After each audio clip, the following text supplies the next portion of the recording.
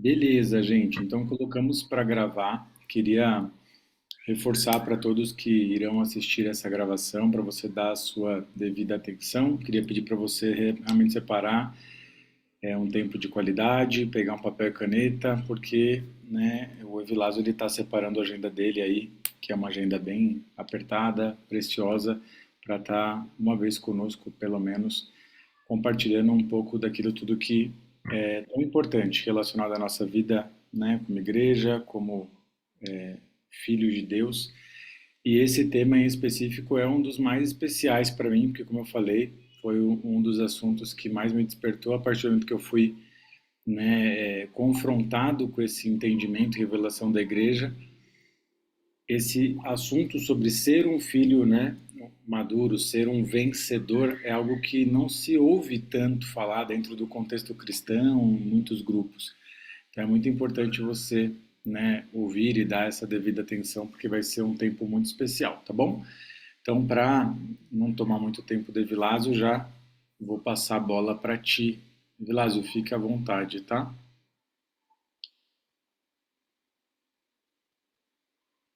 Muito obrigado, meu irmão.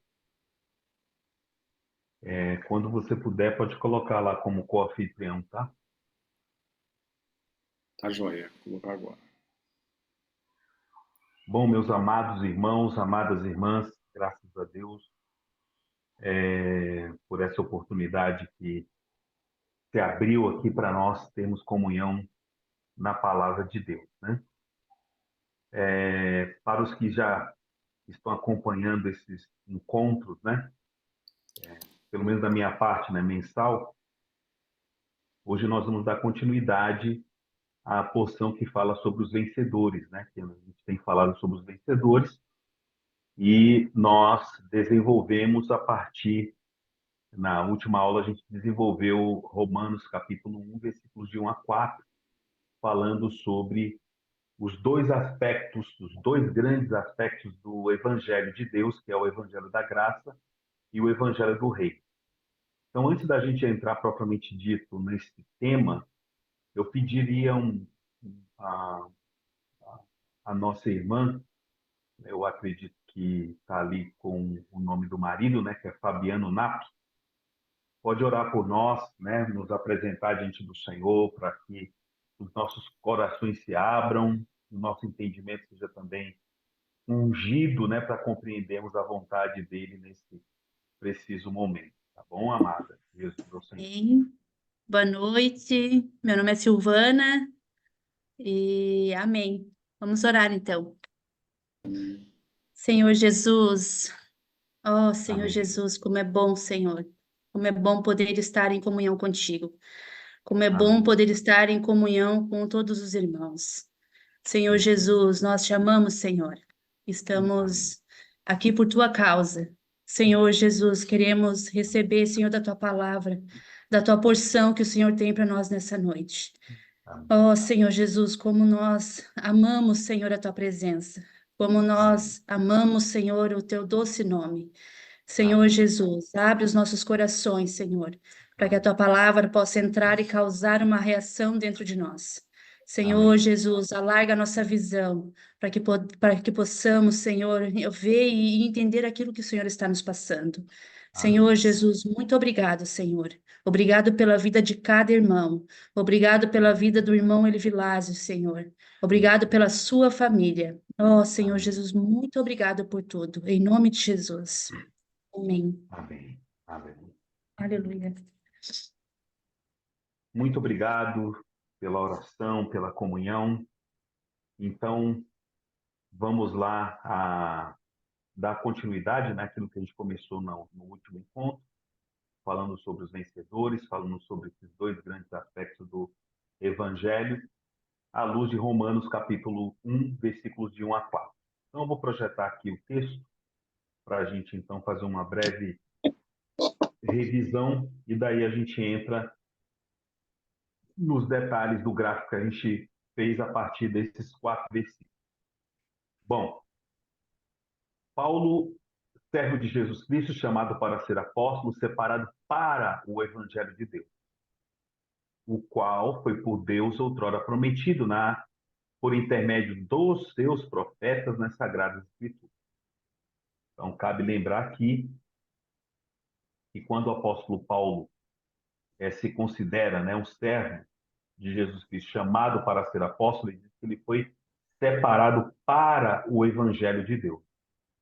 E esse Evangelho de Deus, ele usa o qual foi por Deus outrora prometido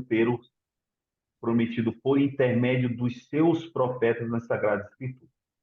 Agora, o que ele está falando? Ele está falando que o Evangelho de Deus era a promessa dos profetas nas Sagradas Escrituras.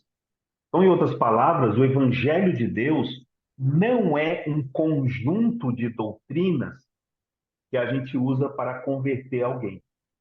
Muito pelo contrário. O Evangelho de Deus era algo que já era conteúdo do falar dos profetas nas Sagradas Escrituras. Então, as Sagradas Escrituras aqui são os 39 livros do Antigo Testamento, de Gênesis a Malaquias. Então, esses profetas já falavam do Evangelho de Deus. Bom, mas o que é o Evangelho de Deus? O Evangelho de Deus é com respeito a seu filho. Então, o Evangelho de Deus não é uma doutrina morta. O Evangelho de Deus é o Filho, é Jesus, é a pessoa do Senhor Jesus que foi prometido pelos profetas nas Sagradas Escrituras. Logo, se é o Filho, então os profetas já falavam de Jesus no Antigo Testamento, na Antiga Aliança. Então, vamos provar isso, primeiro, sob a perspectiva do próprio Senhor Jesus, quando falou acerca de si mesmo ao longo da Antiga Aliança, né? Então, vamos ler Lucas, capítulo 24. Esse é um capítulo fascinante das Escrituras, que vale a pena a gente conferir.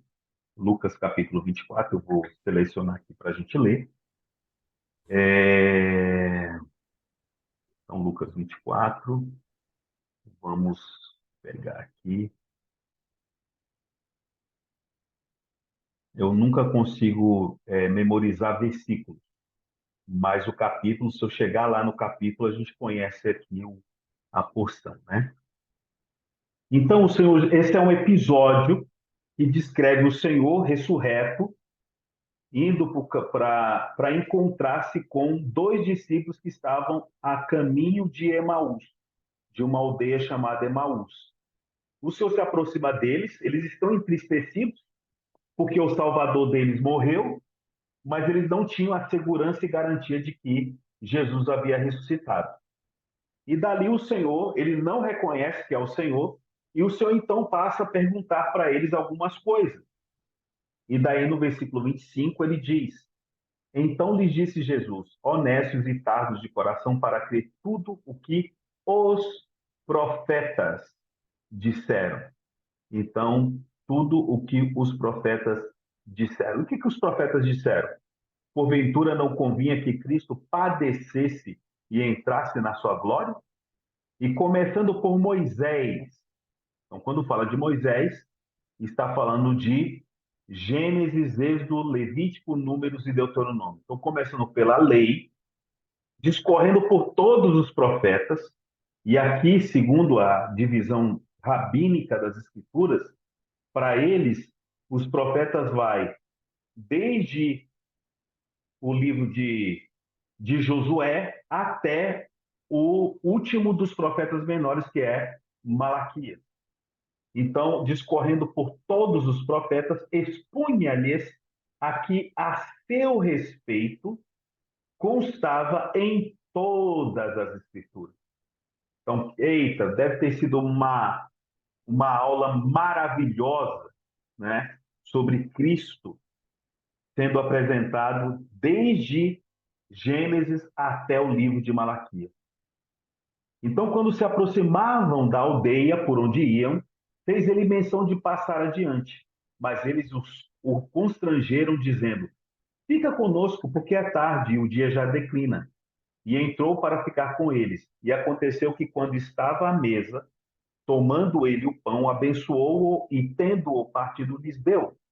Então se lhes abriram os olhos e o reconheceram, mas ele desapareceu da presença deles.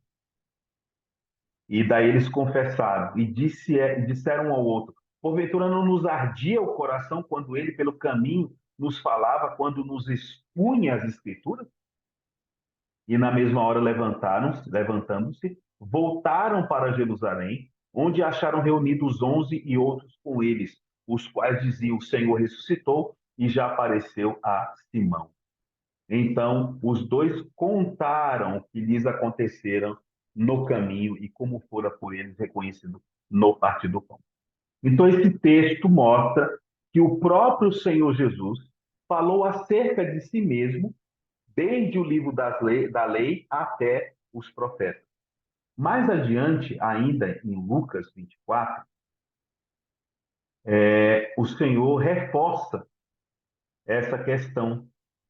No versículo 44 diz: a seguir Jesus lhes disse: são estas as palavras que eu vos falei, estando ainda convosco. Importava se cumprisse tudo o que de mim está escrito na lei de Moisés, nos profetas e nos salmos.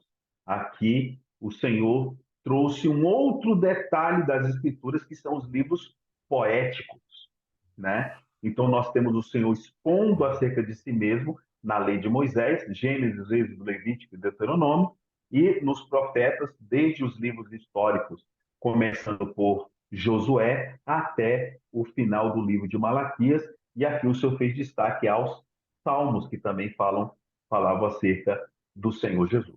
Eu não tenho tempo para entrar com riqueza de detalhes nesses livros, mas se você tiver uma oportunidade, leia as Escrituras.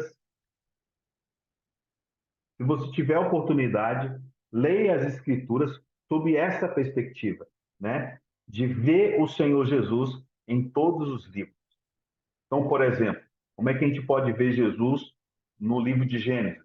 O Senhor é o último Adão. 1 Coríntios capítulo 15, versículo 45. Então, quando você olha para Adão, Adão era uma expectativa, era um tipo de Cristo que haveria de vir, né? Já na criação, nós vemos Cristo. Por quê? Porque o Senhor, depois de restaurar a luz do primeiro dia, ele fala da luz do segundo, aí depois de restaurar a luz do primeiro dia, no segundo dia ele faz separação entre as águas de cima e das águas de baixo, criando o firmamento, que é o ar, que é um tipo do Espírito. A luz representa o Pai, né? O Pai, Deus é luz. 1 João capítulo 1, versículo 5. Mas no terceiro dia é o dia da ressurreição. Ali você vê a porção seca subindo de entre as águas, né, de morte, indicando ali a ressurreição. Ou seja, a gente tem como ver Cristo em todos os detalhes, né, em todos os aspectos ali das Escrituras. Então, quando o apóstolo Paulo ele começa a epístola aos Romanos para falar do Evangelho de Deus, ele fala que esse Evangelho de Deus já foi prometido nas Sagradas Escrituras pelos profetas, e é com respeito a seu Filho. Ou seja, isso coincide com o que o Senhor Jesus mesmo falou em Lucas capítulo 24, acerca disso. Agora, um detalhe importante que o apóstolo Paulo traz para nós é que o Filho, ele veio também segundo a carne. Então, se ele veio segundo a carne, ele é filho do homem. Por que ele veio segundo a carne? Porque ele precisava cumprir um requisito da lei, que é só pode haver remissão de pecados se houver derramamento de sangue. Essa era uma exigência da lei para que o homem pudesse ser redimido. Então, ele veio segundo a carne da descendência de Davi. E se ele é descendente direto de Davi, ele também é rei. Então, ele é o rei do reino dos céus, ou o rei dos reis. Então, ele veio também para estabelecer o governo de Deus nessa terra. Aí, além de vir segundo a carne e descendente de Davi, ele também foi designado filho de Deus, com poder, segundo o Espírito de santidade, pela ressurreição dos mortos, a saber, Jesus Cristo, nosso Senhor. Então, além de filho do homem, ele é filho de Deus. Enquanto filho do homem, ele redime o homem derramando o seu sangue. Como filho de Deus, ele dá a vida divina para que os que creem nele se tornem também seus irmãos. Recebam a vida divina, que é a vida incriada de Deus, que nos faz filhos de Deus. Então, isso é um aspecto importante que a gente deve levar em consideração. Então, para a gente compreender esses dois grandes aspectos do Evangelho de Deus, que diz respeito ao Filho, e o Filho veio segundo a carne, para derramamento do seu sangue, e segundo o Espírito, é Filho de Deus, para nos dar vida, vamos ver isso sob uma perspectiva do gráfico, né? Que a gente viu na aula passada, a en passant, né? Então, o Evangelho de Deus, ele tem dois aspectos, o Evangelho da graça e o Evangelho do reino. O Evangelho da graça, ele resolve o problema e uma necessidade do homem. Qual é a necessidade do homem? O homem, quando ele é iluminado pela luz do Evangelho, ele então tem consciência de que ele é um pecador e que, portanto, vai perecer no lago de fogo. Ele está sob a condenação da lei, né? Não é a condenação de Satanás. Satanás não condena ninguém, Satanás não tem moral para condenar. Quem tem moral para condenar é a lei. Satanás, se valendo da nossa fraqueza na carne, vem nos importunar, né? E para que a gente aceite o convite direto para ir para o lago de fogo. O Senhor Jesus, por sua vez, veio segundo a lei, a gente leu isso em Gálatas, né? Quando a gente viu a questão dos 3 tipos de filhos, né? Gálatas capítulo 4, o Senhor veio segundo a lei, nascido de mulher, nascido sob a lei, indicando que ele não veio para revogar a lei, mas para cumprir a lei. Então ele veio em carne para, por meio do derramamento do seu sangue, poder então perdoar-nos os nossos pecados para que alcançássemos a redenção. Vou só mudar aqui a fonte do Bluetooth aqui. Eu vou falar diretamente no computador. E como eu estou transpirando um pouquinho aqui, aí o fone de ouvido fica deslizando. Consegue me ouvir? Dá um ok assim. Tudo ok, né? Muito bem. Então, quando a gente olha para Cristo sob a perspectiva da lei, nós precisamos perceber que ele veio em carne com uma finalidade, derramamento de sangue. Quem disse que ele tinha que derramar seu sangue para perdão de pecados? A lei, não foi Satanás. Então, em Hebreus capítulo 9, versículo 22, está escrito isso, né? Então, de um lado, o homem tem uma necessidade. Ele é perdão a palavra, ele é um desgraçado e precisa da graça de Deus. Então, Deus vem com sua graça, derrama o seu sangue, redime o homem e ele então passa a ser um agraciado por Deus. De outro lado, o homem não apenas precisa ser redimido dos seus pecados para obter perdão, porque se parasse aí, né, a vida, digamos assim, a vida cristã perderia um pouco do seu sentido. Por quê? Porque agora a gente precisa viver segundo o Filho de Deus. A nossa vida precisa ser uma vida conforme a vontade de Deus. Então, por isso que a gente precisa da vida divina sendo vivida por nós, a fim de que possamos, então, satisfazer a vontade de Deus. Então, por isso que agora a gente precisa também do Evangelho do Reino. Então, eu diria que a gente sofre 2 conversões. A primeira conversão se dá quando eu creio em Jesus como o meu Salvador, mas ao longo da minha vida eu preciso me converter a Jesus como meu Senhor. E aí, quando ele é meu Senhor, eu preciso estar sujeito àquilo ou à vontade dele para a minha vida. Então, por isso que a gente vê aqui os 2 aspectos do Evangelho. De um lado, a graça e do outro lado, o reino. Essa expressão graça, Evangelho da graça, está em Atos, capítulo 20, versículo 24, e o Evangelho do Reino está em Mateus, capítulo 24, versículo 14, que diz: quando for pregado este Evangelho do Reino por todo o mundo, para testemunhar todas as nações, então virá o fim. Vejam, o que traz o fim não é apenas a pregação do Evangelho da Graça. O Evangelho que traz o fim, que consuma esta era, que acelera a segunda vinda de Cristo, é a pregação do Evangelho do Reino. E por que a pregação do Evangelho do Reino é tão estratégica? Primeiro, obviamente, Mateus 24, 14 diz que ele, então, quando é pregado, ele traz o fim, e é estratégico porque é o Evangelho do Reino que traz consigo o nosso crescimento de vida, os elementos para que a gente possa crescer em vida, atingir a maturidade e dizer: Maranata, vem Senhor Jesus.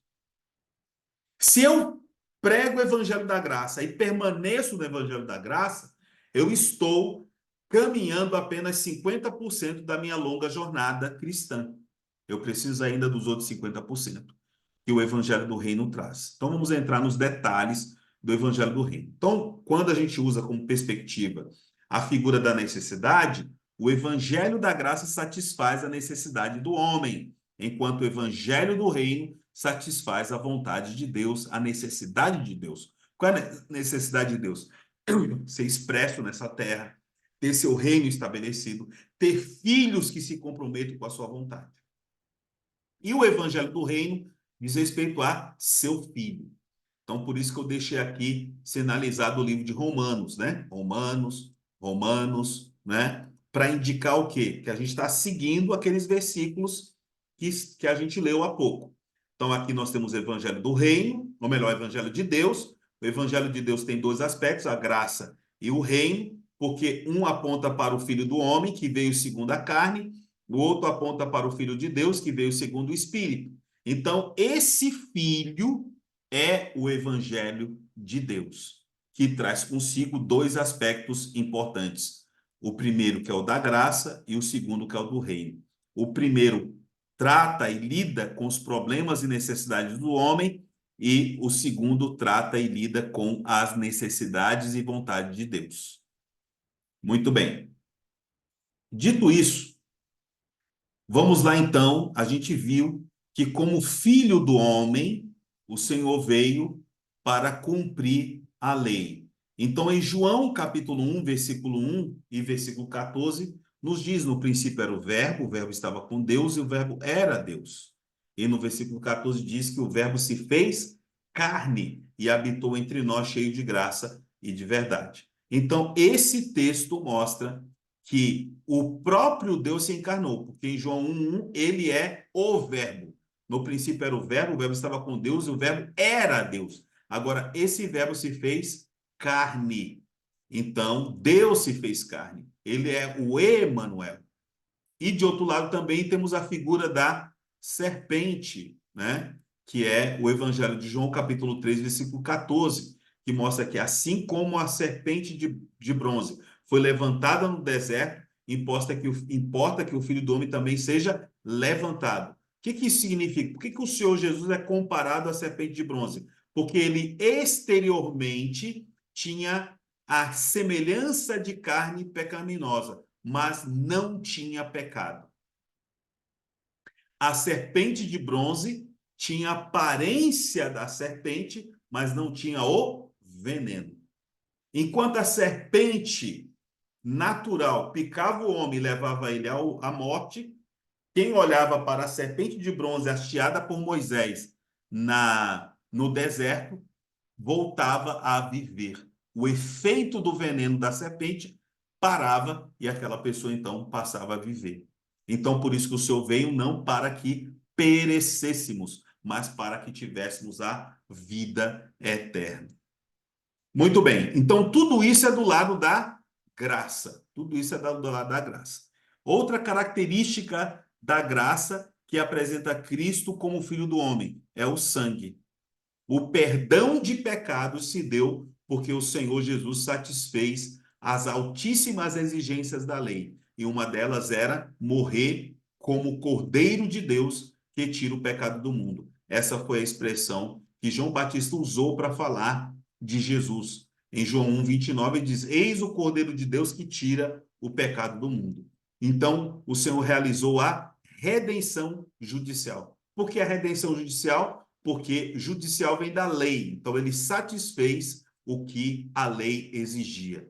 Então, em João 19:30, depois que o Senhor morreu, pouco antes de morrer, efetivamente o Senhor disse: está consumado. O que está consumado? A redenção.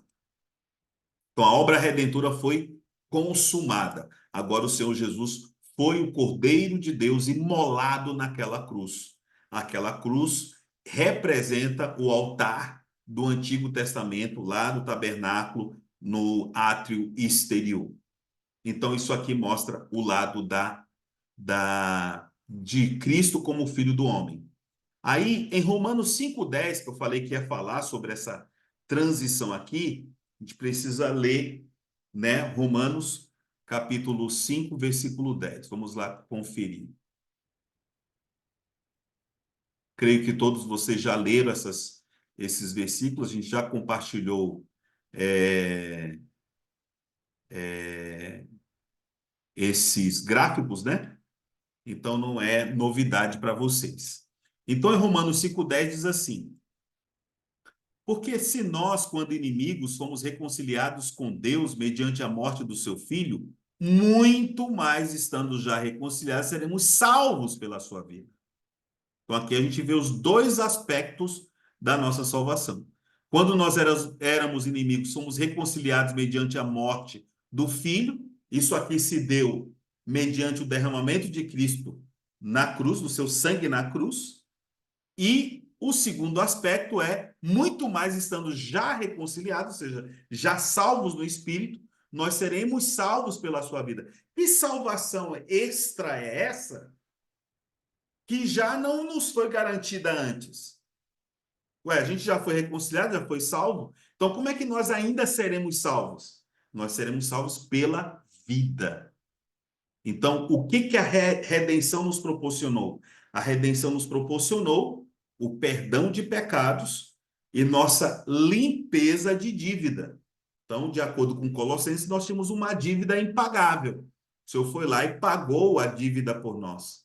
E ainda mostrou o recibo de quitação. E o registro de dívida foi rasgado completamente na cruz.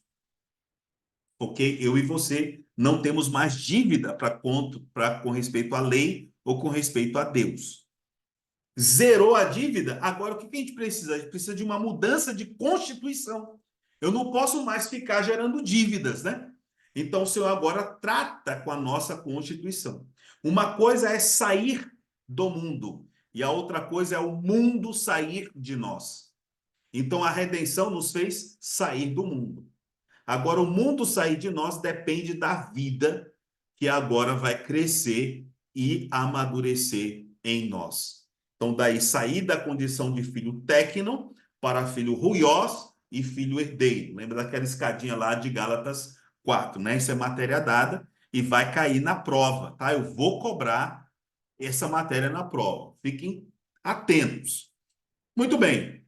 Então, voltando aqui para a figura do filho, né? Então, Romanos 5:10 fala dos dois aspectos da salvação. Então, por isso que eu coloquei bem entre o sangue e a vida. Por quê? Porque a primeira parte do versículo 10 fala que a gente já foi reconciliado mediante a morte do seu filho, e agora, muito mais, estando já reconciliados, seremos salvos pela vida. Então, agora é uma questão de vida. E João 19:34? Que aspecto é esse que João 19:34 traz? Então, vamos ler lá. João 19, versículo 34.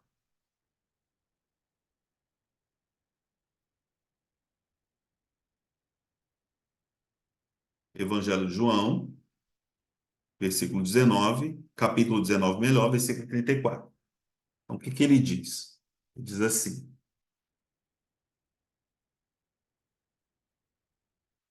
mas um dos soldados lhe abriu o lado com uma lança, e logo saiu sangue e água. Sangue e água. Então, vejam, O apóstolo João foi o único dos 12 apóstolos que no dia da crucificação do Senhor notou que do lado do Senhor saiu não apenas sangue, mas também água.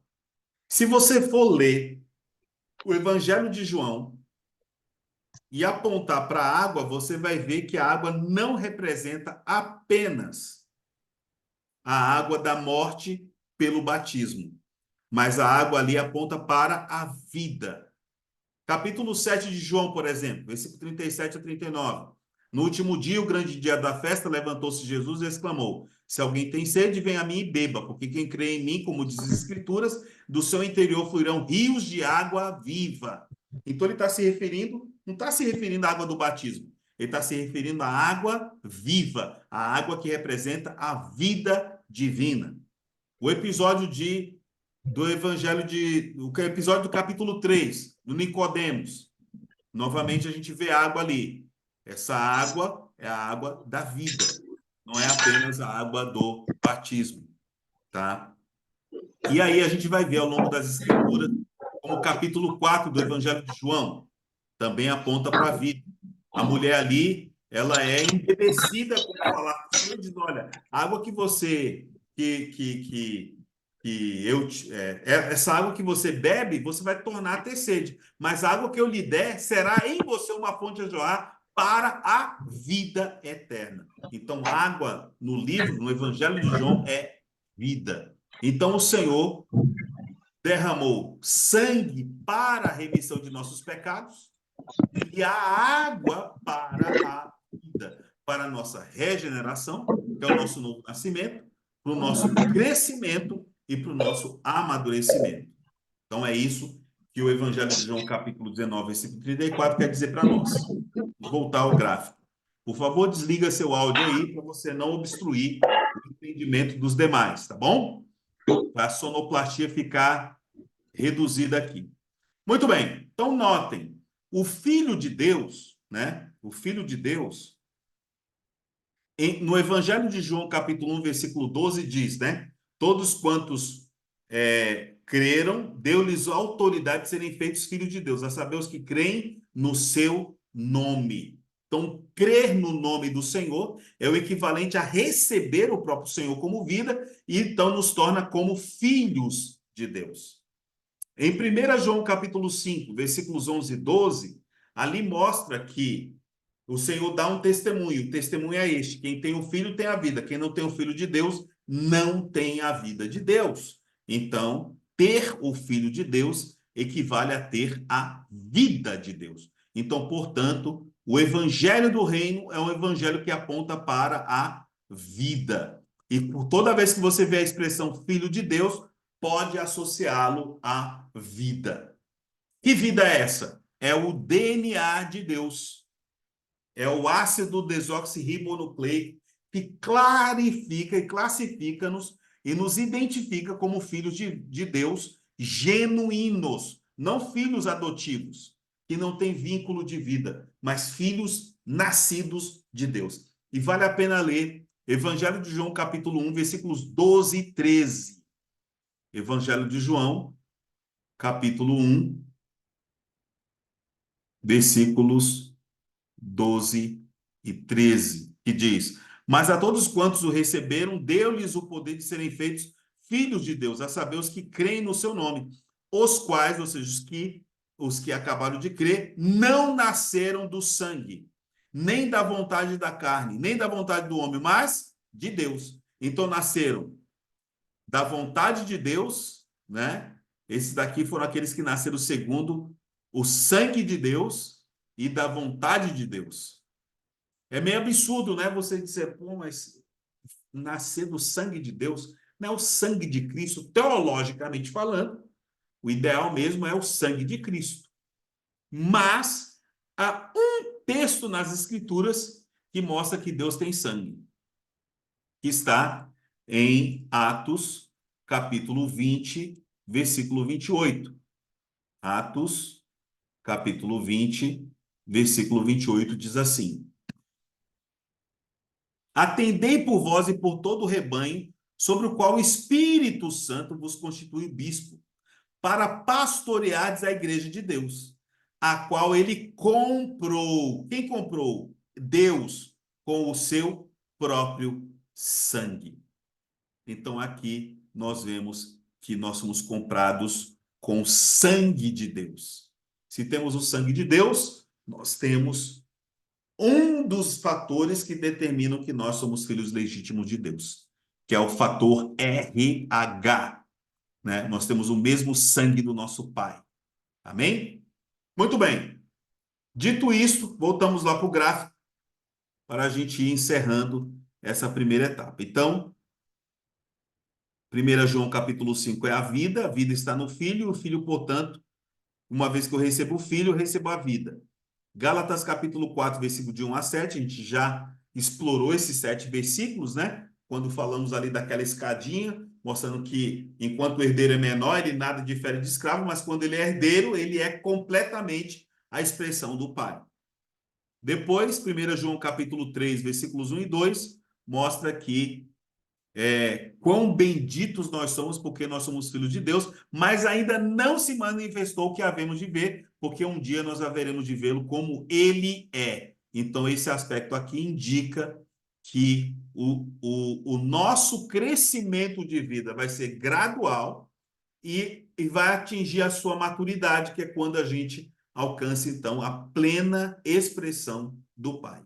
Então, nós chamamos isso de a salvação orgânica. Por que é orgânica? Porque se dá pela vida, né? Enquanto uma se deu pelo sangue, outra salvação está se dando pela vida. Então, em Romanos 8,16, né? Vale a pena, a gente já conferiu isso aqui, né? Mostrando que o versículo 16 mostra que a gente, o próprio Espírito testifica com o nosso Espírito que somos filhos de Deus.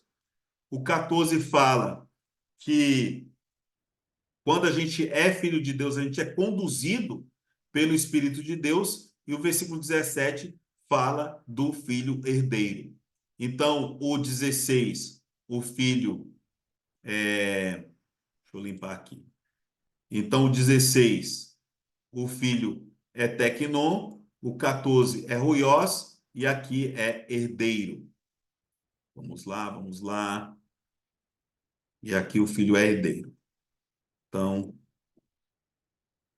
tá aqui. Herdeiro. Aqui, ruiós, né, que é maduro. E aqui é criança. Então, a criança consegue testificar quem é seu pai. O maduro é liderado pelo Espírito e o herdeiro se conecta à vontade e à necessidade de Deus. E para mostrar que essa salvação é orgânica, nós temos aqui Filipenses capítulo 2, versículo 12, que fala que a gente deve desenvolver a nossa salvação com tremor e temor. Então, se é para desenvolver a salvação, é sinal de que a salvação ela vai alcançar seu ápice, a sua plenitude. Então, esses são os dois aspectos do evangelho. Um é o evangelho da graça e o outro é o evangelho do reino. Ok? Esses dois aspectos bem claros. Então, um dia eu e você nos convertemos. Então, essa conversão me deu e nos deu condição de nascermos de novo. Precedentemente, o sangue de Cristo foi derramado a nosso favor e então nosso perdão de pecados foi alcançado. Estamos limpos. Mas agora uma obra divina está acontecendo dentro de nós, que é o crescimento gradual da vida. Quem roubava, não rouba mais. Quem matava, não mata mais. Né? Quem estourava, não estoura mais. Agora, entre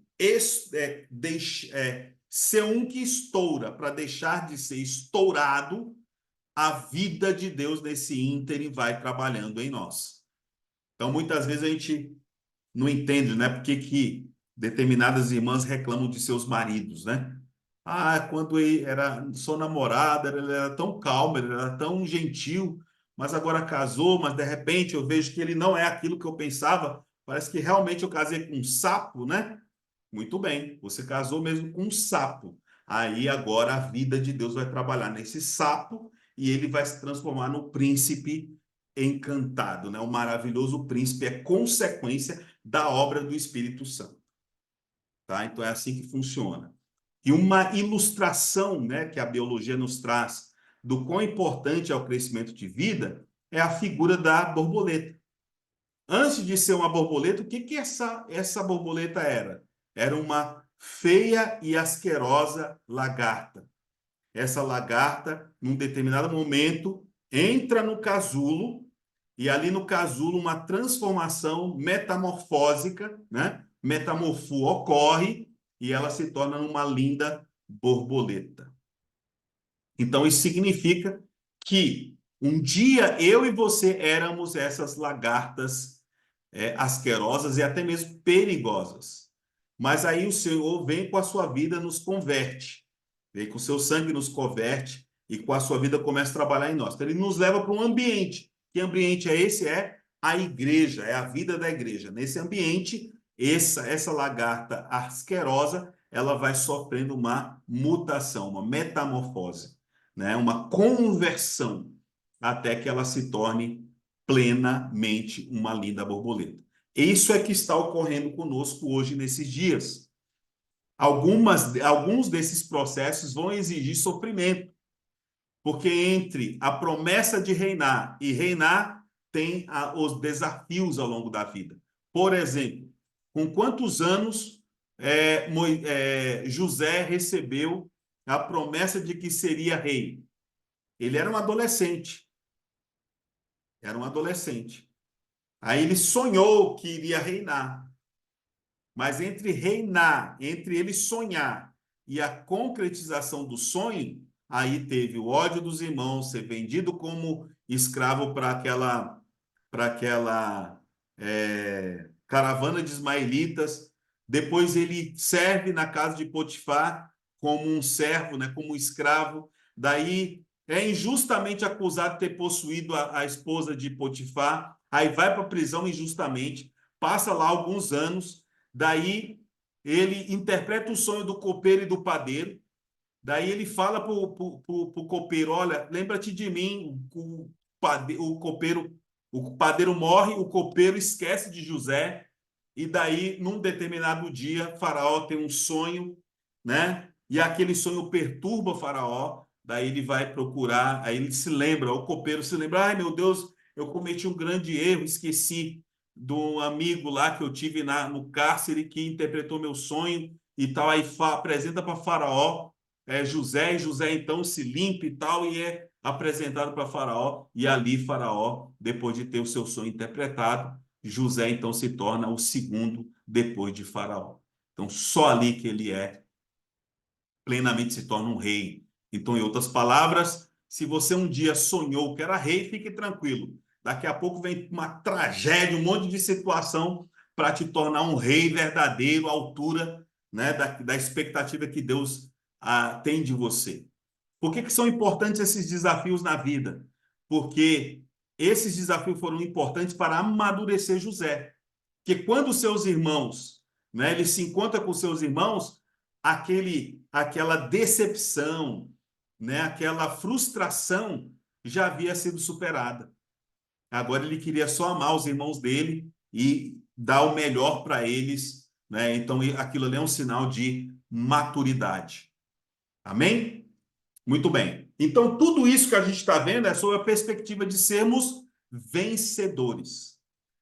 Quando eu e você cremos no Senhor, nós nos convertemos a Jesus como o nosso Salvador. Isso nos garantiu sermos livrados do lago de fogo. Mas, para aqueles que perseverarem até o fim, haverá o galardão. Uma coisa é a salvação eterna, e a outra coisa é o galardão do milênio. Para os que creram no Senhor, eles têm a salvação garantida. Mas para aqueles que creram e querem o galardão, precisam do amadurecimento.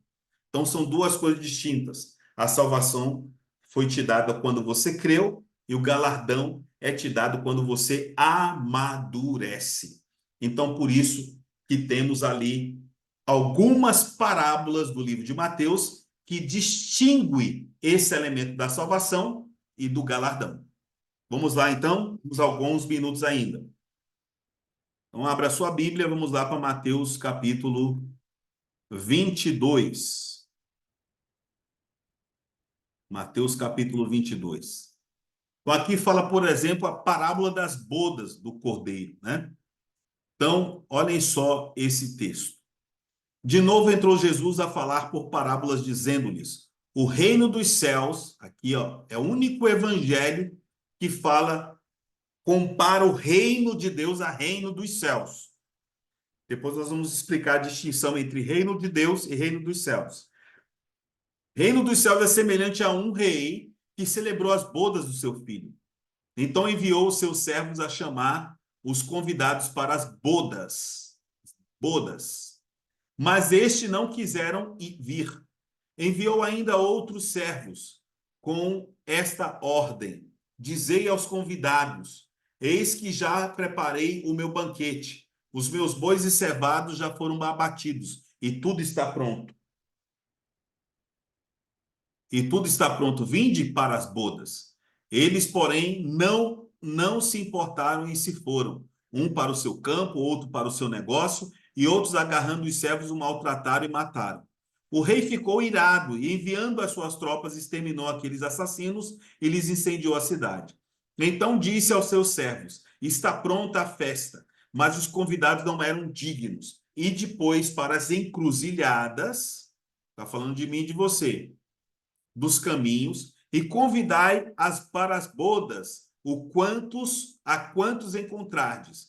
E saindo aquele servo pelas estradas, reuniram todos os que se encontravam, maus e bons, e a sala do banquete ficou repleta de convidados. Entrando, porém, o rei, para ver os que estavam à mesa, notou ali um homem que não trazia veste nupcial.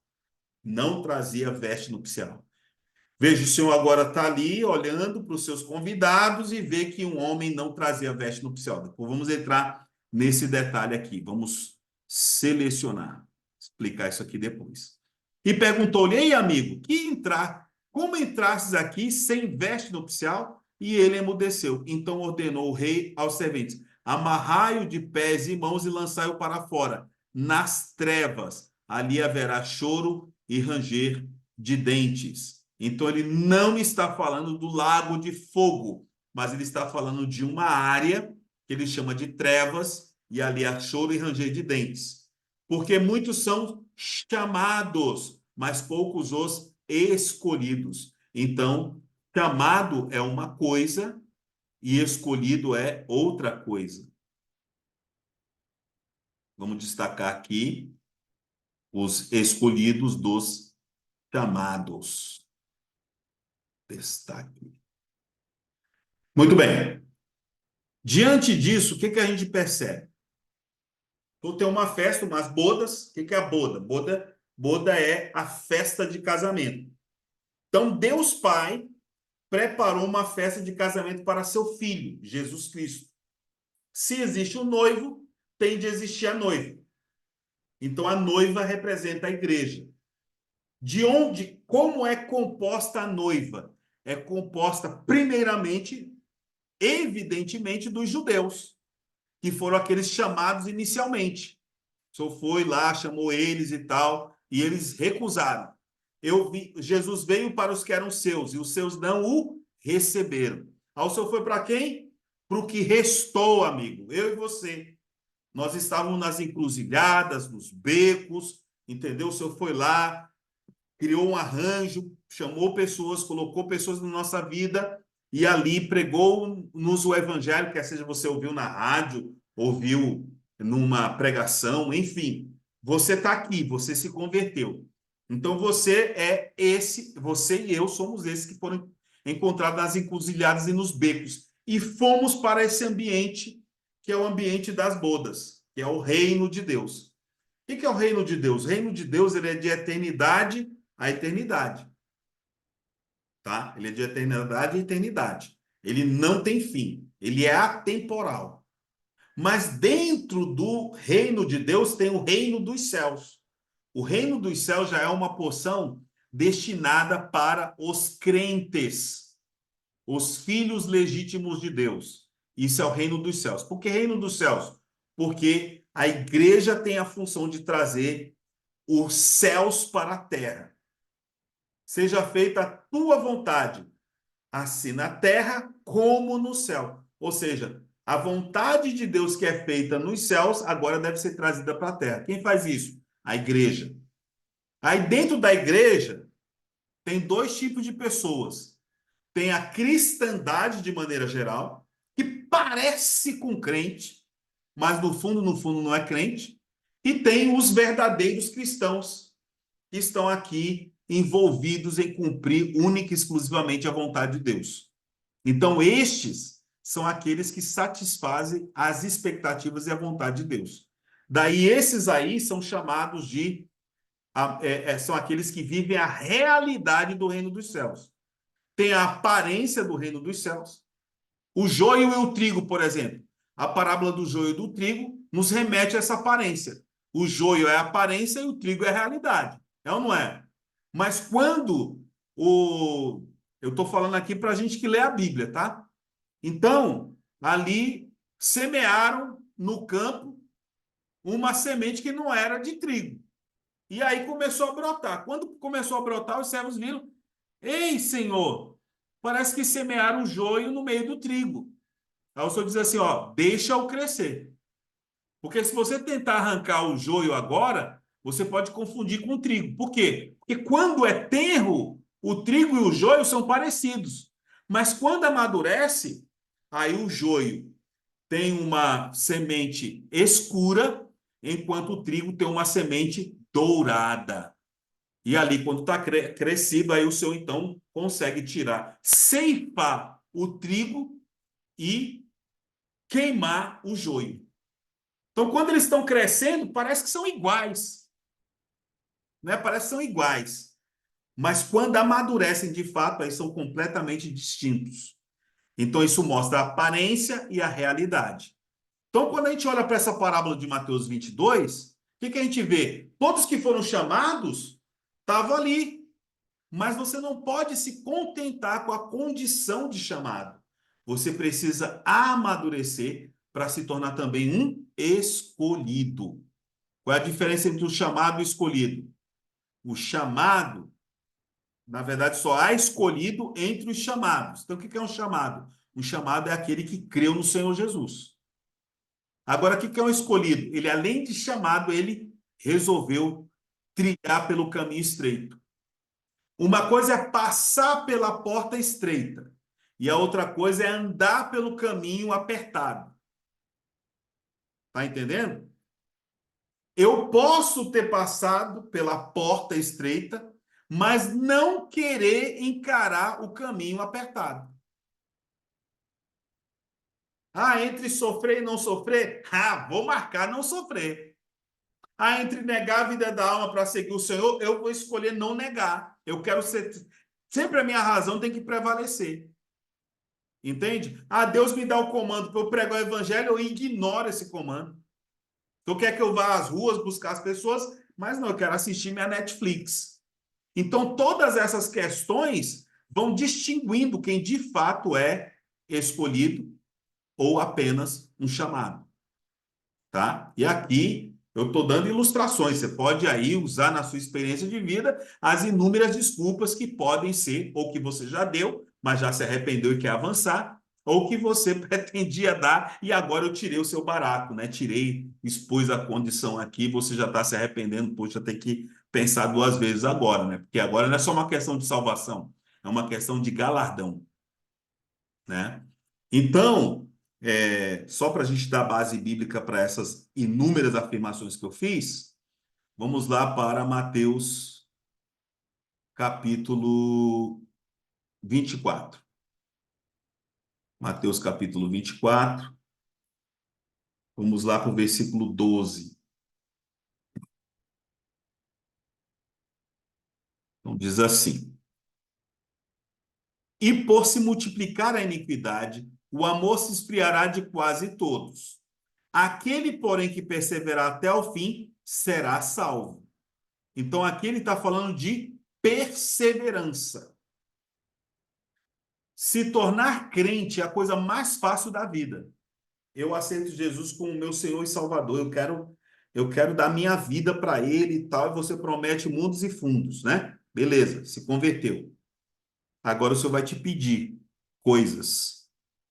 Pedro, tu me amas? Apacenta. Pedro, tu me amas? Apacenta. Então, o Senhor, você vem por livre e espontânea vontade, mas você precisa estar atento para aquilo que Ele vai pedir de você. E aquilo que Ele pedir, você e eu precisamos perseverar. A perseverança indica que sempre haverá resistência e obstáculos para esse genuíno crente avançar. Como, por exemplo, vamos pegar a figura ali do joio e do trigo. Qual é a grande dificuldade que o joio dá para o trigo? É que, para uma planta crescer, amadurecer e reproduzir, ela precisa do quê? Do sol, dos raios solares. Então, se o joio cresce mais do que o trigo, o joio vai projetar sombra no trigo. E aí, o pouco contato que o trigo tem com o sol o impede de crescer. Então, às vezes, você tem que lutar um dia para alcançar o sol. Ao sol você alcança o sol, você cresce. Mas outro dia, às vezes, você deixa o joio crescer. E aí vai projetando sombra. Então, você tem que avançar. Então, na verdade, a perseverança é a luta diária que você tem de ter para que Deus, de um lado, faça a vontade dele em você e por meio de você, e, ao mesmo tempo, você possa, então, se beneficiar mesmo das lutas para poder avançar. Né? Então, essa é a dificuldade que existe do joio sendo projetado como sombra para o trigo, impedindo ele de crescer. Aí o trigo, na hora que o joio descansa, ele vai lá e passa e avança para poder ter contato com o sol. O que é o contato com o sol? É o contato vivo com Deus. Vivo com a sua palavra, vivo com os seus irmãos, né, igreja, e vai avançando. Então, é isso que faz um filho de Deus téknon para um filho de Deus ruiós e herdeiro. Então, ele precisa lutar. Muito bem, voltando ainda para a parábola das bodas. Aí ele chegou ali e disse: Ei, amigo, o que fazes aqui sem veste nupcial? A veste nas Escrituras representa justiça. Vamos lá para Apocalipse, capítulo 19. Apocalipse, capítulo 19, versículo 8. 19, 8. Então ele diz assim: Pois lhe foi dado vestir-se de linho finíssimo, resplandecente e puro, porque o linho finíssimo são os atos de justiça dos santos. Então a veste representa os atos de justiça. Então, quando eu e você estamos juntos, tecendo a nossa veste nupcial, nós representa o que? Os atos de justiça que nós desenvolvemos ao longo da nossa vida cristã. Ora, aceitando o trabalhar de Deus, ora, sendo usado por Deus para fazer a sua obra. Então, isso é os atos de justiça que tecem a nossa veste. Aí, quando ele chegou e viu que alguém que não tinha veste nupcial, o Senhor mandou amarrar e não lançou no lago de fogo, mas nas trevas. Ali haverá choro e ranger de dentes. O que é trevas, choro e ranger de dentes? É um ambiente de arrependimento tardio. É tipo assim, eu vou simular as trevas e ranger de dentes. Poxa, por que eu não avancei? Por que eu não amadureci? Por quê? Então, isso aí é um arrependimento que não tem mais como voltar atrás. O arrependimento de Caim, né? Quando ele pensou em ter, ou melhor, arrependimento de Saul, de Esaú. Quando ele pensou em recuperar o direito de primogenitura dele, Jacó já tinha conquistado. Então, isso é um arrependimento que ele sofreu, mas não foi suficiente para mudar a situação dele. Então, é uma figura de de uma pessoa que não foi vencedora. Ele rejeitou o direito de primogenitura. Então, vestes representam os atos de justiça. É viver conforme a vontade de Deus. O que é ser justo? É viver conforme a vontade de Deus. Amém? Eu vou parando por aqui. São 20 horas e 8 minutos. E agora eu quero me calar para ouvir vocês, para ouvir o que vocês têm para compartilhar, para enriquecer essa pobreza que eu acabei de ministrar aqui. Certamente o compartilhar de vocês vai enriquecer muito e muito mais. Tá bom?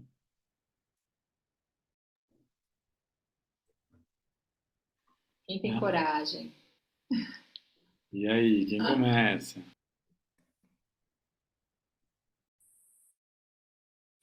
Gente, a gente sabe que esse conteúdo é bem denso, profundo, especial, né? Mas não precisem ter receio, né? Como a gente sempre faz às terças, às quintas, na verdade, né?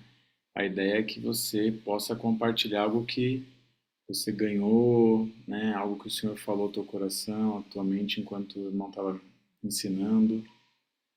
Então, sem vergonha, vai, quem começa? Posso fazer uma pergunta? Pode fazer só se você também tiver o compromisso de depois compartilhar alguma coisa para eu crescer, e não ser impedido pela É sombra muita do boi. responsabilidade. Mas vamos lá. É porque, assim, na verdade, a gente sabe que existem entendimentos diferentes aí, né? De que uma vez salvo, sempre salvo. E o que eu entendi com isso tudo, eu entendi que tem, né, dois tipos. Primeiro, você aceita Jesus e você é redimido, lavado pelo sangue, né? E deixou de ser pecador. Mas existe um caminhar com ele, que nos traz a vida, que nos traz maturidade, que nos leva a ser filhos verdadeiros, né? Digamos assim, né? Filhos maduros de Deus, e nos leva a vivenciar o evangelho do reino. Mas aí teve uma hora que aí você fala sobre a questão do galardão, né? Do galardão. Então, tá, a gente é salvo e depois a gente recebe o galardão. Mas vamos supor, aí qual que é a minha pergunta? No meu entendimento, eu vou falar o meu entendimento. No meu entendimento, não basta aceitar Jesus, a gente precisa caminhar para uma vida de salvação, tá? Mas aí eu queria saber qual é o entendimento geral aí, né? Porque eu escuto, eu sei que existem algumas igrejas que acham que você aceitou Jesus e isso basta, e eu já ouvi isso muito. Eu já ouvi isso muito. Para que eu vou viver uma vida como cristão? Não vou nem falar só de crente, né? Ou crente ou católico, como cristão. Sendo que o meu Deus diz na Bíblia que eu posso fazer tudo errado a vida inteira, se antes de morrer eu aceitar Jesus, isso basta. Fique tranquilo que até os imperadores pensavam assim também, né? Você lê a história deles, alguns se converteram no leito de morte porque tinham essa expectativa, né, de que depois de viver uma vida regalada, nos últimos minutos da sua vida, quando se arrependessem, eles então teriam o perdão de pecados e consequente vida eterna. Até certo ponto isso está certo, só que isso não é completo. Eu só queria te fazer uma pergunta. Essa pergunta é para mim ou a pergunta é para todos? Porque se for para todos, eu vou fechar aqui o microfone Não, e ouvir os demais. eu quero, se o senhor puder me responder, né? Depois a gente pode até trocar ideia com todo mundo. Beleza, então, tá bom. Eu queria uma resposta sua. Então, esse entendimento, né, de que...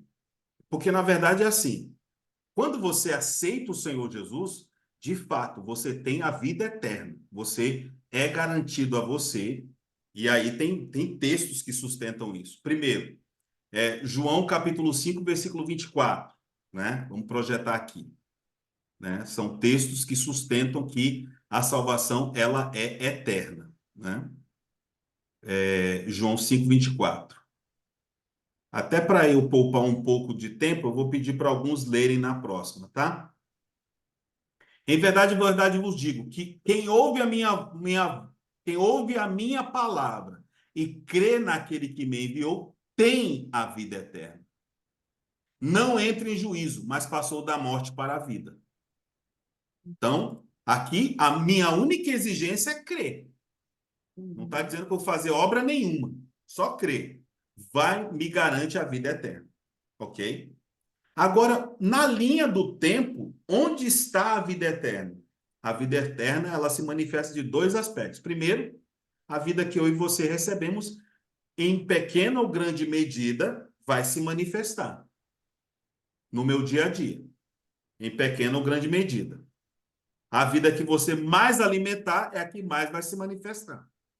E a vida que você menos alimentar é a que menos vai se manifestar. Então, a gente tem que distinguir. E no último momento, na Nova Jerusalém. Então, a vida eterna é a Nova Jerusalém que o Senhor vai destinar para todos os seus filhos. Só que entre eu crer e a Nova Jerusalém, tem um período dispensacional que é o arrebatamento para o reino, que é o reino milenar, que são 1000 anos.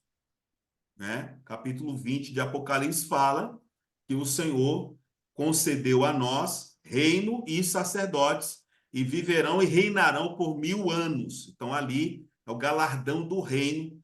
Para quem? Para quem perseverou, para quem negou a si mesmo, para quem tomou a cruz, né? Andou nos caminhos do Senhor. É aí que galardão esse cristão vencedor vai ganhar? O reino milenar, 1000 anos. E não é o seu caso, né? Não é o seu caso da Purpose Language School, né? Não é o seu caso, né? Como é seu nome, irmã? Juliana. A Juliana. Então não é o caso da Juliana, é o caso do Evilásio. O Evilásio viveu relaxado, não prestou atenção, não deu atenção nas devidas experiências e tal. Aí chega lá no dia do juízo, 2 Coríntios 5:10, todos nós vamos comparecer diante do tribunal. Aí o Senhor diz assim: Evilásio, sinto muito. Trevas e ranger de dentes. O que é as trevas e ranger de dentes? Eu não vou reinar. Eu vou ficar sob disciplina durante 1000 anos. E perco o galardão. Perco o galardão, mas não perco a minha salvação. Aí tem um texto É porque é o seguinte, eu vou desenvolver tudo isso nos próximos encontros, tá? Estou antecipando para você por causa da sua sede de ter resposta, né? Então, eu sempre confundo 1 Coríntios com 2 Coríntios, mas eu acho que é 1 Coríntios capítulo 3, versículo 10. Vamos lá se eu acertei. É isso mesmo. 1 Coríntios capítulo 3, versículo 10 diz assim: segundo a graça de Deus que me foi dada, lancei o fundamento como prudente construtor, e outro edifica sobre ele. Porém, cada um veja como edifica. Edificar, todo mundo pode. Agora, como edificar, não é todo mundo. Aí vem, porque ninguém pode lançar outro fundamento além do que foi posto, qual é Jesus Cristo.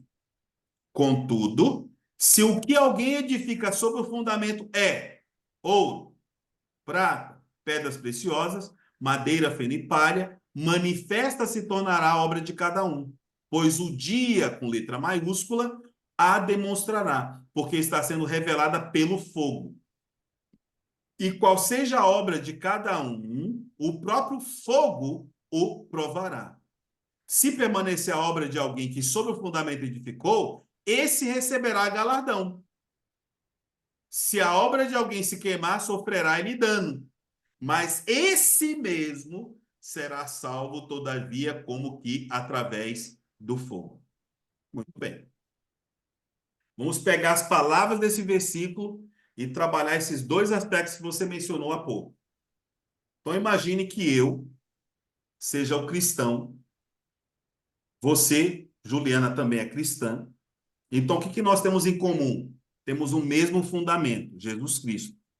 Jesus Cristo foi o fundamento da minha fé e Jesus Cristo é o fundamento da sua fé. Mas aí, Juliana, você como uma pessoa que tem ambições espirituais, né, positivas, quer vencer, quer avançar, quer crescer, não quer ser uma nanica espiritual, né? Então aí você leva a sério, busca o Senhor, eventualmente cai, mas se arrepende, se levanta, avança, né? Ama tanto o filho, mas de repente o dia quer matar o filho, aí se arrepende, ó Senhor, tem misericórdia de mim e tal. Aí vai avançando. Chega lá, você está edificando com o quê? Tem 6 materiais ali, naquela lista. Mas você pegou ouro, prata e pedras preciosas para edificar.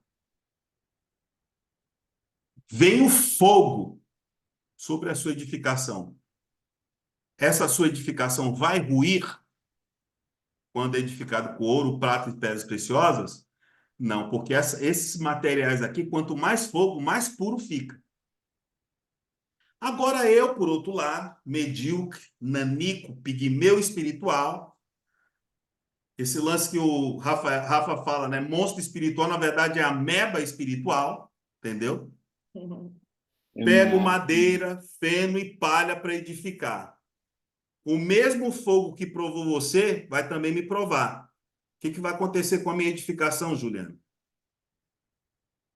Vai ruir. Vai ruir. Mas a Bíblia, nesse texto que a gente leu, disse que eu vou perder minha salvação?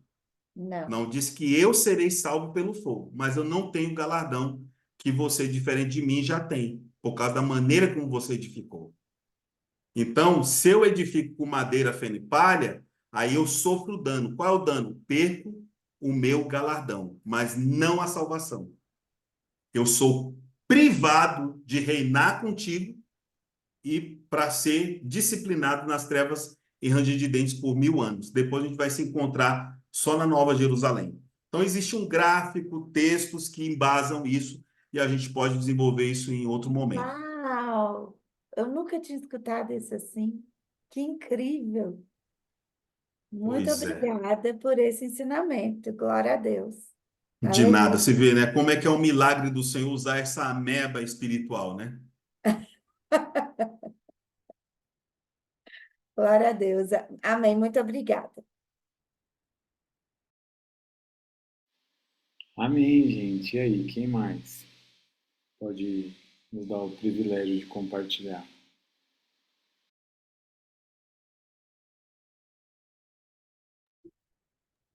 Amém. Posso falar? Posso? Opa! Vai o irmão Não, Fabiano primeiro. Pode ir, Fabiano. Pode ir. não vou dar lugar para a mamãe, né? Então vai você primeiro. Ó, Senhor, obrigado. Desde o início, não tem como não tocar. Não tem como não tocar no nosso espírito interior a palavra que o irmão Evilásio traz sempre com ele para nós. E me tocou muito, desde o início. E mais uma coisa, eu fazia muitos anos que eu não ouvia, e é sobre o galardão. Eu ouço muitas mulheres, servas, cristãs, falarem assim para mim: ah, irmã, eu já tenho meu galardão, eu já adquiri, o Senhor já me deu. E eu tento explicar para elas que a, a salvação. E aí eu pergunto: mas você já foi salva? Tu tem certeza da tua salvação? Ela, claro, claro que ela tem, porque ela já creu no Senhor Jesus. Então ela já foi salva. Mas o galardão é uma coisa muito melindrosa para mim. Não estou falando que que os irmãos têm que pensar assim. Eu preciso realmente amadurecer para ter esse galardão. E eu acho que no nosso dia a dia, liberando o espírito, comendo, ruminando a palavra, nós já estamos amadurecendo, já estamos fazendo a vontade do Pai, já estamos vivendo no Evangelho na era do reino, porque a graça é sobre graça, mas a era da graça já passou. Então, claro que e ela vem para resolver a necessidade do homem. Isso aí que eu fiquei assim impactada. Eu preciso amadurecer, eu tenho que amadurecer todos os dias da minha vida, na palavra, na oração, nos estudo de vida e tudo, para mim ter aquilo, para mim chegar e falar: eu estou ganhando. Irmãos, pode ser que eu esteja errada, me corrige, irmão, mas eu não tenho ainda aquele sentimento assim de falar assim: eu já estou com o meu galardão. Não, eu estou ganhando meu galardão, porque eu estou amadurecendo. Cada dia mais eu estou degrau por degrau, eu estou alcançando o que o Senhor quer de mim, o que Ele tem preparado para mim. E o que mais também, nossa, como eu fiquei impactada com... Eu fiz tanto rascunho aqui, depois eu passo para o meu caderno, mas eu vou me achar. Eu fiquei impactada quando o irmão falou que não é Satanás que tem o poder de nos condenar, mas a lei, a lei. E hoje nós temos a lei do Espírito. Então, nossa, estamos no céu. E é a lei. Então, isso aí, Satanás tem o poder de nos importunar. E é verdade, eu estava aqui passando um filme na minha cabeça, que realmente ele vem para nos fazer se sentir culpados das coisas, e que não temos jeito, não tem solução para, que nós não temos como chegar e nos arrepender. É claro que temos. Então, ele não tem poder para vir nos condenar. Glórias a Deus. E outra coisa, irmãos, meu Deus, para deixar os irmãos falar, ali no que o irmão leu Mateus 22, sobre a festa, quando ele falou o casamento que o pai preparou para o filho, que é o noivo, a noiva recusou, os judeus recusaram. Meu Deus, chegou a me dar assim, ó, fiquei aqui, opa, aonde que eu estava? Porque na minha concepção aqui, eu saí do Egito, eu estava no Egito, não deixa de ser, mas agora mais forte ficou, para mim, ao menos, saber aonde eu estou pisando, o que eu estou fazendo. Eu saí da encruzilhada, Jesus, ó Senhor Jesus, nós vivíamos nos becos, irmãos, que coisa séria isso, é muito sério. Então, nossa, olha, fiquei impactada com o que eu, relembrando tudo e aprendendo hoje mais um pouco ainda da palavra e do ensino. Que bênção, irmãos. Não vou falar mais, tem muita coisa anotada aqui, mas vou deixar para os irmãos. Amém? Jesus é o Senhor.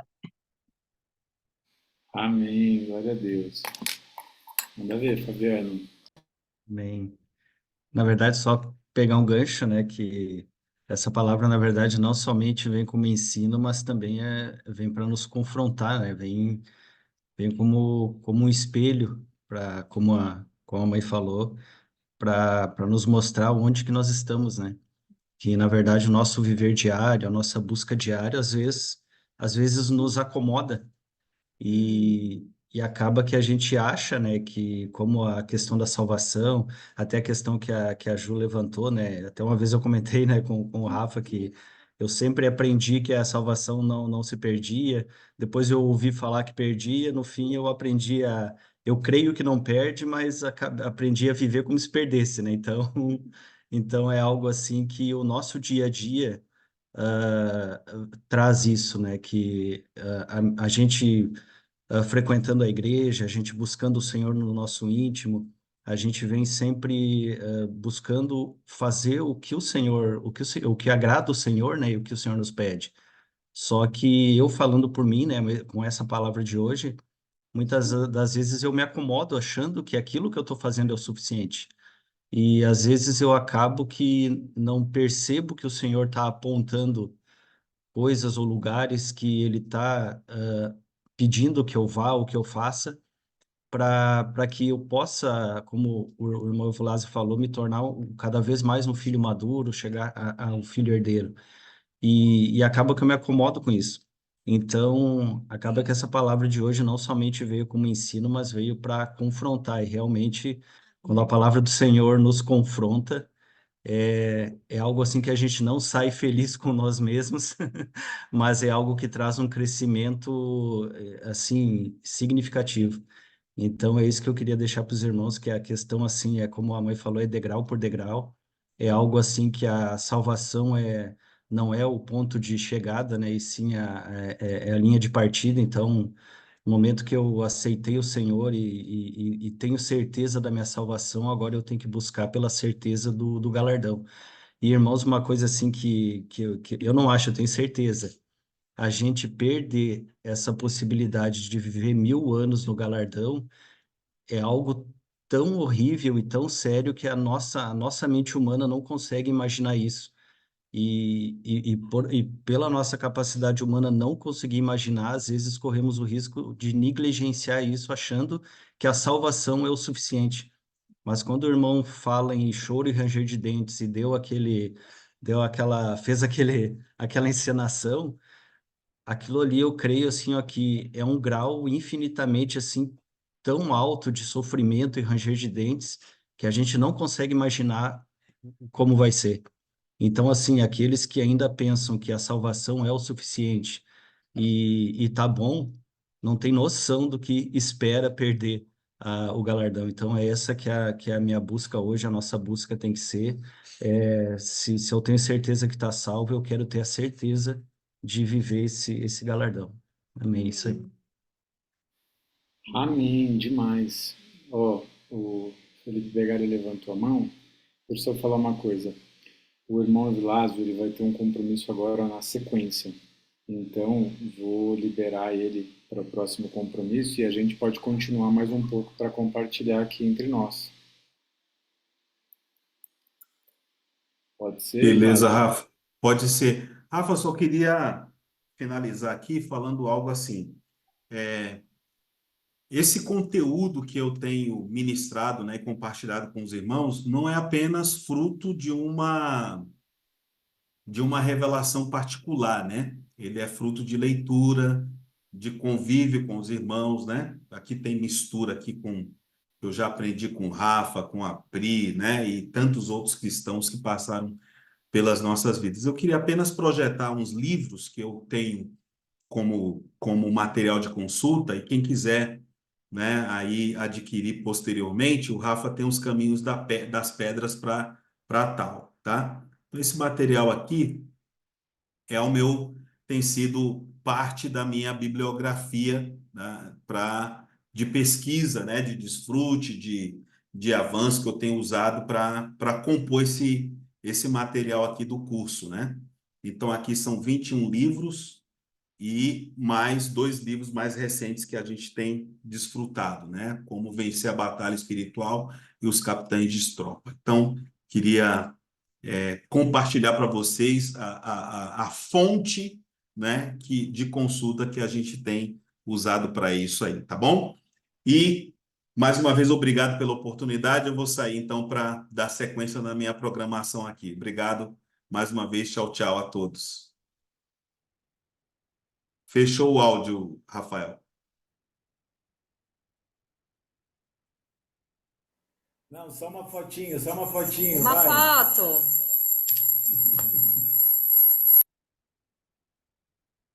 Então tá, meu irmão, muito obrigado, viu? Deus abençoe. Ok. Até a próxima. Até mais. Tchau, tchau. Amém. Gente, deixa eu falar uma coisa aqui. Ó, vocês que estão assistindo a gravação, né, depois eu vou mandar um áudio muito importante lá no grupo. Fiquem, né, à vontade de compartilhar esse conteúdo para outras pessoas, que eu acho que muita gente precisa desse conteúdo, tá? Só vou encerrar aqui a gravação para a gente continuar um pouquinho mais aqui no nosso compartilhar com quem está aqui ao vivo, tá?